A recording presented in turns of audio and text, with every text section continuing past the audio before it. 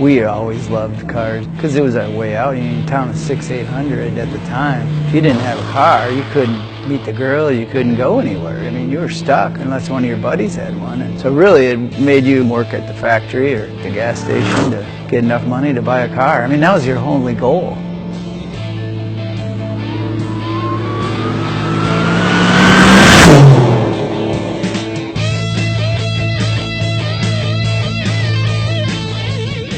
Our first car, I think, was a Volkswagen that we painted, and you were maybe 10 and I was 12, and painted it in a buddy's chicken coop. No, it was actually in their garage, and just got her done, and the bird's nest fell right smack in the middle of the paint job.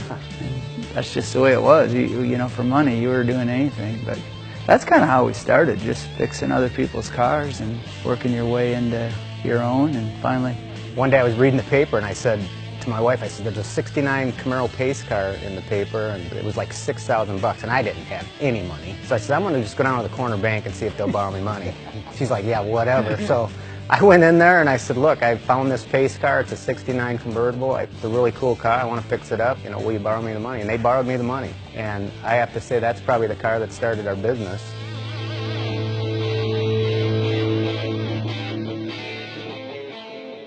I think every builder brings to the table something different, and I think if everybody did things the same, it'd be boring. A lot of people say our cars are gaudy. A lot of people say we hang too much stuff on them, too many doodads, and I mean, I've heard it all, but it's just who we are, and you know, either you like it or you don't like it, and we appreciate that. As long as the owner likes it, really, yeah. That's the main thing.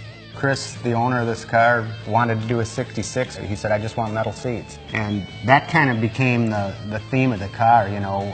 If there's metal seats in the car, it has to be simple inside then. I mean, you can't start putting leather on the doors, you can't put leather on the dash. So then that brought in the use of a lot of the carbons and a lot of the metals, and then building all that stuff out of aluminum, we didn't just want to paint it, so we stumbled across hydro dipping and just figured out that there was some cool patterns that we could use on the interior panels of this car to give it texture, which warms it up a little bit, I think. So every part of this car has been cut. Extending the rockers, cutting the front fenders off, the door shape, the way the fenders meet the door, the rear quarters, extending them down and yet running the exhaust through the back.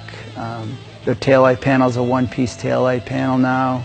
Rear bumper, the way it was brought down, lowered, the belly pan. So there's a lot been done to this car, although we wanted to make it recognizable, '66 Chevelle.